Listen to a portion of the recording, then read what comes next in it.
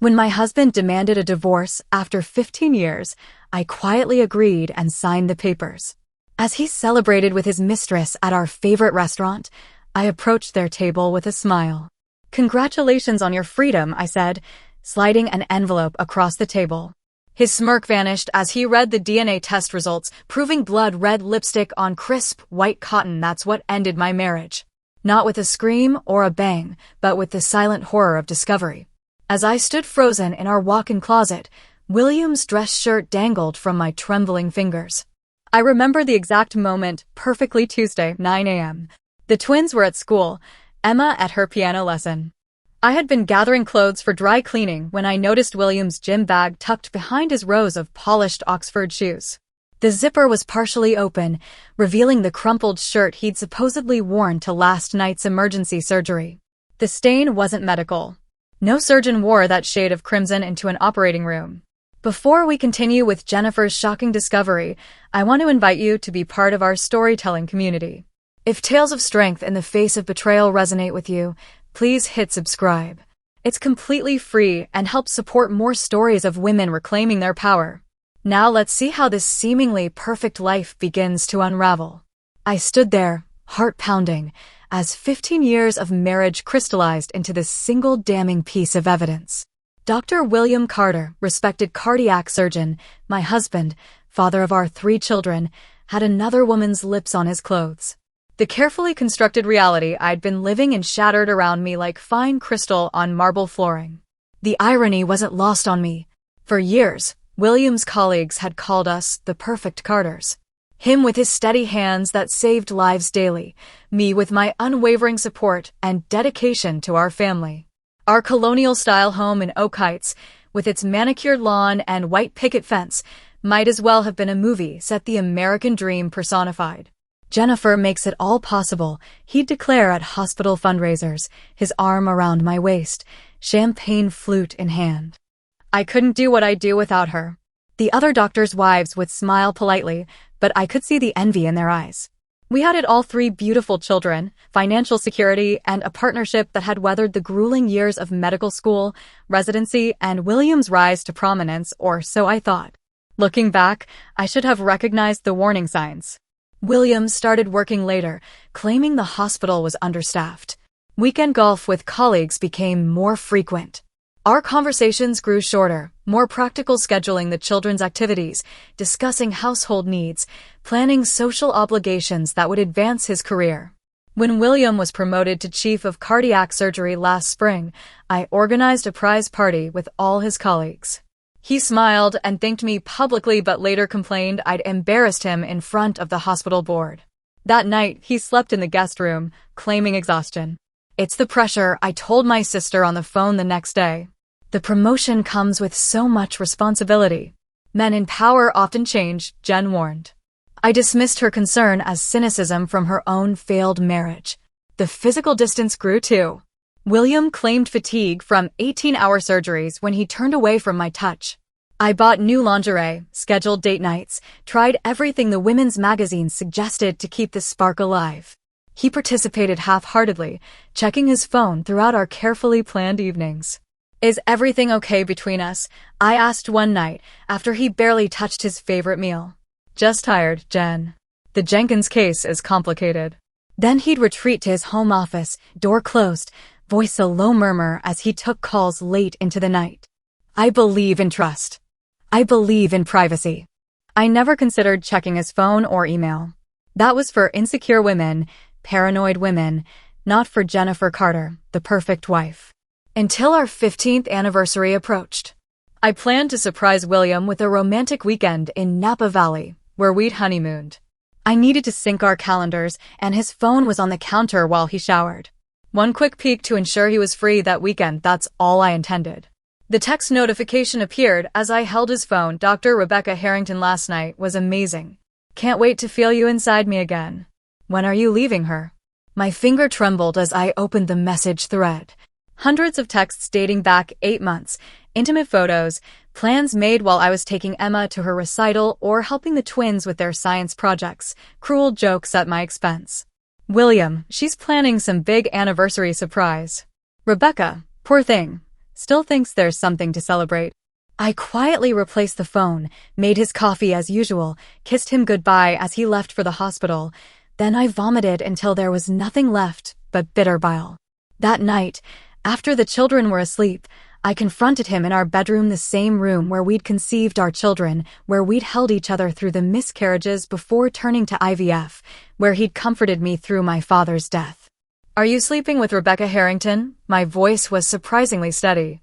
William didn't even flinch. He removed his watch, placed it methodically on his nightstand. "Yes. How long does it matter?" He looked at me with such coldness I didn't recognize him. "I want to divorce Jennifer." The calculated cruelty of his tone shocked me more than the words. This wasn't a confession.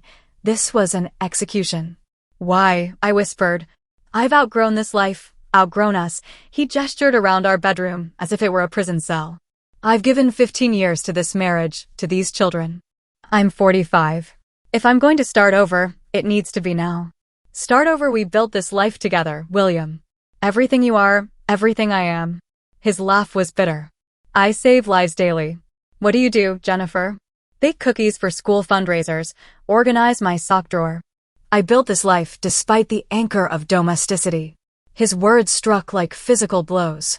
I'd put my own teaching career on hold to support his medical school dreams, managed our home and children so he could focus on advancing his career, hosted countless dinner parties with hospital administrators to help him network. "You'll be taken care of financially," he continued, as if discussing a business transaction. "The children will adjust. Children always do." That night, he slept in the guest room. I lay awake, reconstructing the past 15 years, wondering if anything had been real. In the morning, he left for the hospital before dawn. On the kitchen counter, he'd left a business card for his lawyer. The perfect life I thought we'd built had been a mirage. The cracks had always been there. I'd just been too dedicated to our illusion to see them. What I didn't know then was that the lipstick stain and affair were just the visible fractures in a foundation that had been compromised from the beginning. William's betrayal ran deeper than I could possibly imagine, and the true nature of his deception would soon turn my world upside down in ways that would make his affairs seem trivial by comparison. The day after William left his lawyer's card, I made an appointment with Patricia Winters, the most ruthless divorce attorney in Oak Heights. I needed to understand my options to prepare for the battle ahead. Patricia's first instruction was clear: document everything, Jennifer, especially the finances. That evening, after tucking the children into bed with reassurances that Daddy's just busy at the hospital, I opened our home safe. Inside lay 15 years of financial records, tax returns, investment statements, property deeds. As I sorted through the papers, discrepancies began to emerge like dark threads in what I thought was a seamless fabric: monthly withdrawals of $5,000, $7,000, sometimes $10,000 from our joint savings account to an entity called Riverside Holdings. No explanation, no paper trail showing where this money ultimately went. Over the past 2 years, nearly $250,000 had disappeared. I contacted our bank the next morning. The account manager was hesitant, but eventually confirmed my suspicions. Riverside Holdings was a limited liability company registered solely in William's name. The money trail ended there. "Is this normal in divorces?" I asked Patricia during our follow-up meeting, sliding the bank statements across her mahogany desk. "He's hidden assets, unfortunately." Yes, she examined the documents through narrow reading glasses. "But this pattern suggests something more calculated, something long-term." It was during this conversation that Patricia mentioned Dr. Nathan Brooks. The name came up in another case of mine.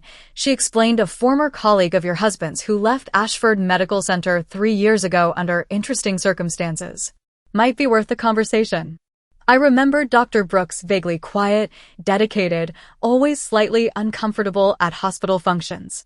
He'd simply vanished from the medical community without explanation. William had dismissed my questions with professional differences, nothing interesting. It took 5 calls to track down his current practice, a modest family clinic 40 miles outside the city. His receptionist was protective, but when I mentioned William's name, she immediately transferred me. "Mrs. Carter," his voice carried a weight that made my stomach tighten. "I've been expecting your call for years. I just didn't know which of us would break first, Emily with my conscience or William with his arrogance." What he revealed over the next hour shattered what remained of my world. The fertility clinic at Ashford had a problem, he explained in a voice barely above a whisper. Several couples reported failed IVF procedures despite optimal conditions. I noticed inconsistencies in the lab reports, slight differences in documentation versus actual procedures. My hands trembled around my untouched latte. We had gone through 3 rounds of IVF to conceive the twins, another 2 for Emma. Each failure had been devastating, each success miraculous. I began investigating quietly. The clinic director, Dr. Mercer, was falsifying results, substituting specimens, manipulating success rates to maintain the clinic's reputation and funding. When I confronted him, he admitted William was more than aware complicit. "That's impossible," I whispered. "William wanted children. We both did." Dr. Brooks slid a thumb drive across the table. Hospital records, lab reports, William's signature authorizing procedural modifications. His euphemism for tampering with specimens, including yours. Why? My voice cracked. Why would he do this? Originally, career advancement. Mercer was on the board that later promoted William to chief. But with your taste, he hesitated. William has a hereditary heart condition, hypertrophic cardiomyopathy. Mild in his case, but with a 50% chance of passing it to his children. A surgeon with his ambition couldn't risk children with a condition that might reflect poorly on his professional judgment. The implications crashed over me like a tidal wave. I gripped the edge of the table to steady myself. So during our IVF treatments, he ensured his sperm was never actually used. The clinic used anonymous donors instead. William knew exactly what he was doing. I left the meeting with a thumb drive burning a hole in my purse and a recommendation for a discreet genetic testing service. That night, after the children were asleep, I collected DNA samples, hair from their brushes, saliva from their toothbrushes. I included one of William's combs from the master bath. He no longer used it. 2 weeks later, I waited for results. The wait was excruciating. William had accelerated the divorce proceedings, demanding custody evaluations and claiming my emotional instability made me an unfit mother. His lawyer sent intimidating letters questioning my ability to financially support the children, suggesting my contribution to the family had been minimal. They offered a settlement that would leave me with barely enough to survive, a calculated move to force me into submission. Meanwhile, I maintained appearances, helped the twins with their science projects, attended Emma's recital, smiled at school drop-offs, nodded politely when other mothers asked about William's absence, hospital schedule. I'd say, "You know how it is." At night, I researched medical ethics violations and fertility fraud. The cases I found were devastating: doctors using their own sperm instead of donors, clinics mixing up embryos, families discovering biological truths decades later. But nowhere did I find a case like ours, a husband deliberately ensuring his children weren't biologically his, creating a family on false pretenses while maintaining the fiction of genetic connection. The test results arrived on a Tuesday morning. The woman's voice was professional, detached. "We have your results, Mrs. Carter. Would you like me to email them, or would you prefer to discuss them over the phone?" "Email," I whispered, knowing I needed to see the evidence with my own eyes. The clinical language of the report couldn't soften the blow. The alleged father is excluded as the biological father of the tested children. The probability of paternity is 0. I printed 3 copies, one for my lawyer, one for the safety deposit box I'd opened in my name only, and one that I slipped into a cream-colored envelope with the Ashford Medical Center logo. Taken from William's home office during those weeks of pretending nothing had changed, my hands didn't shake anymore. The devastation had crystallized into something harder, colder. This wasn't just about an affair or hidden assets. This was about a fundamental betrayal that had begun before our children were even conceived. William had deprived me of choice. He had constructed an elaborate lie that shaped 15 years of my life, my identity as a mother, our children's very existence, all while positioning himself as the generous provider, the dedicated father, the brilliant surgeon saving lives. The truth changed everything, and I now possess the power to make sure it changed everything for him too. With the DNA test results in hand, my grief transformed into something sharper, more focused. William had constructed a false reality for 15 years, and now I would dismantle it methodically, completely. I began by reaching out to other families who'd undergone fertility treatments at Ashford during William's oversight. Dr. Brooks provided a list of 27 couples who might have been affected. Most refused to speak with me, unwilling to question the origins of their precious children. 5 agreed to meet. The Millers had twins who looked nothing like them. The Patels had a daughter with unexpected medical issues. The Johnsons, Garcias, and Wilsons each had stories of miraculous conceptions after multiple failed attempts. Once Dr. Mercer took personal interest in their cases, Sarah Wilson told me, tears streaming down her face. We were just so grateful.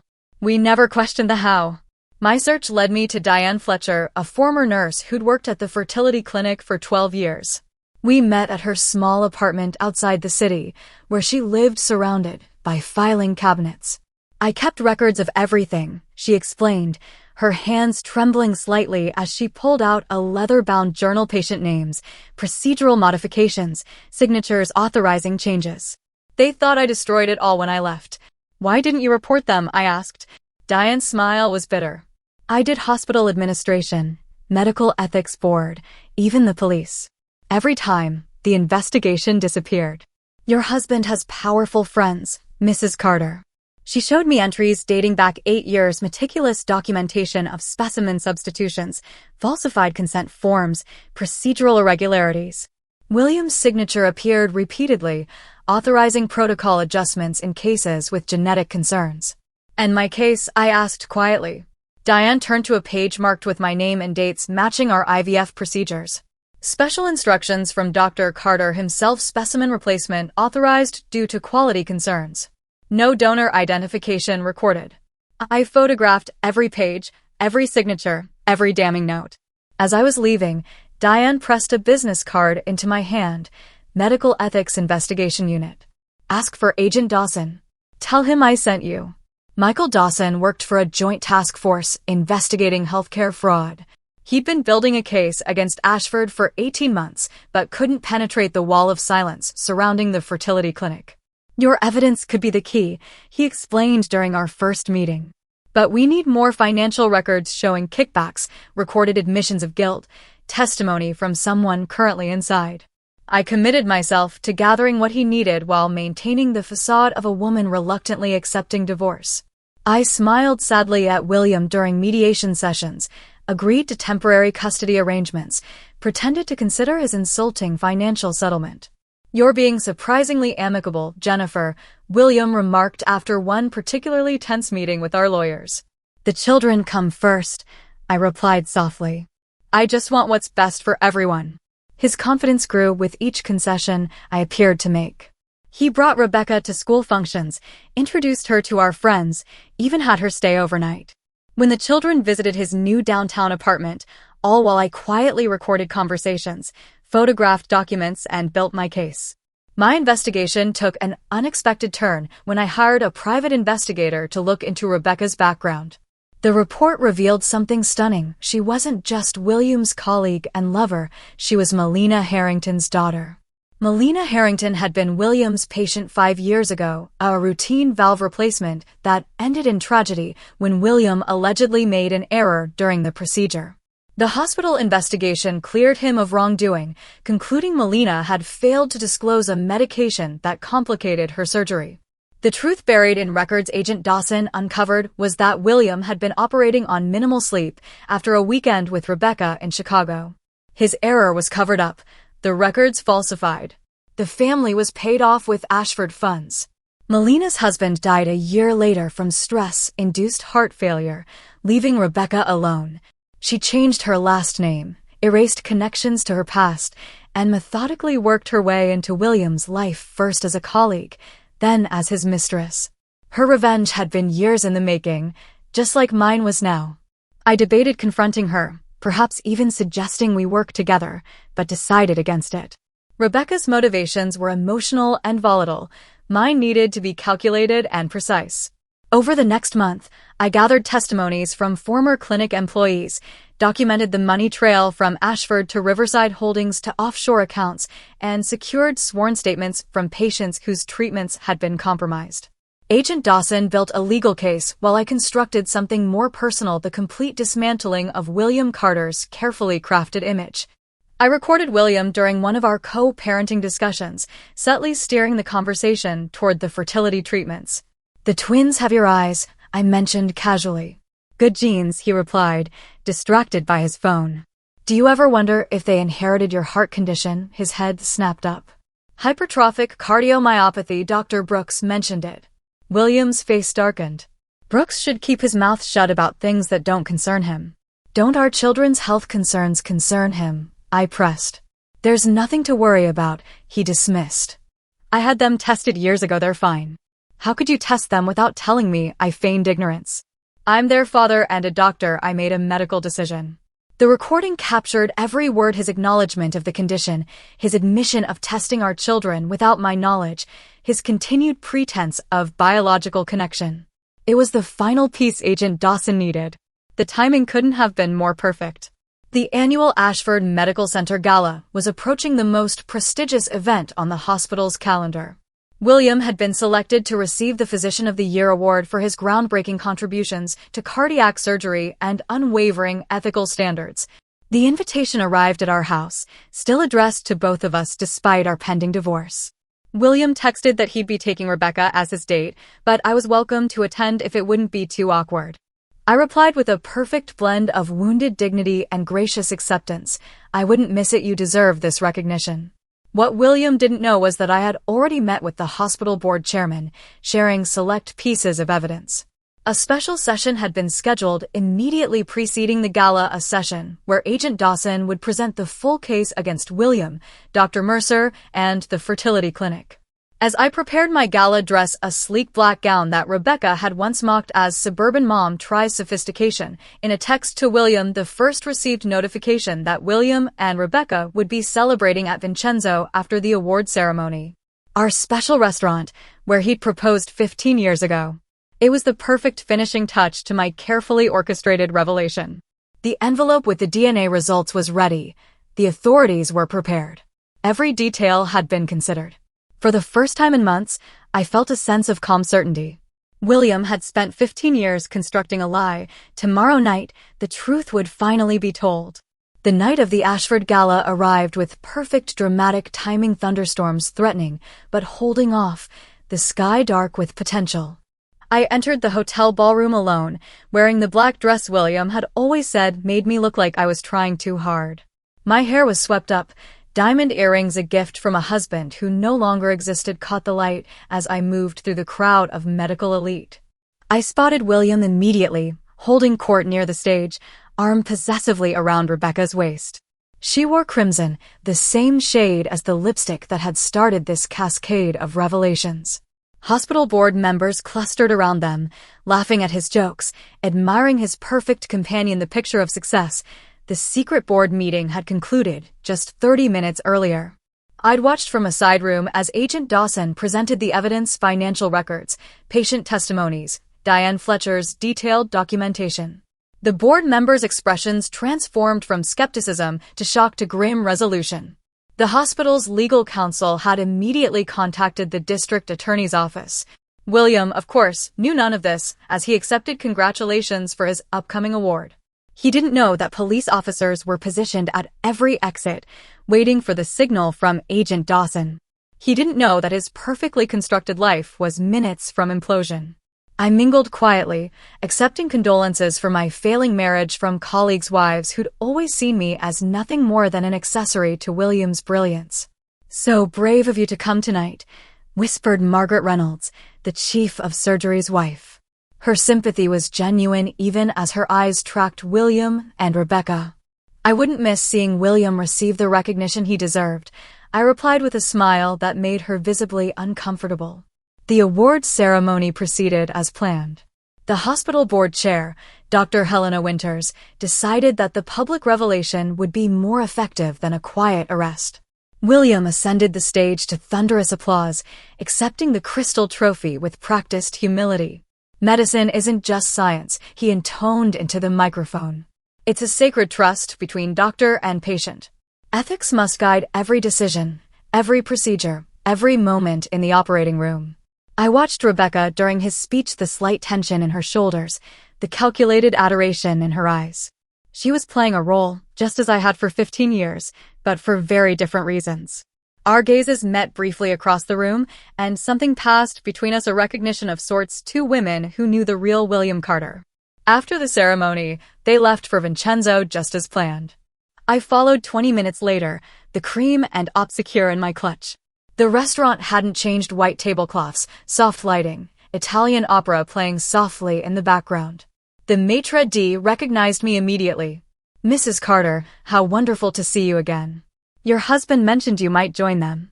"Dr. William Carter," I corrected, handing him my coat.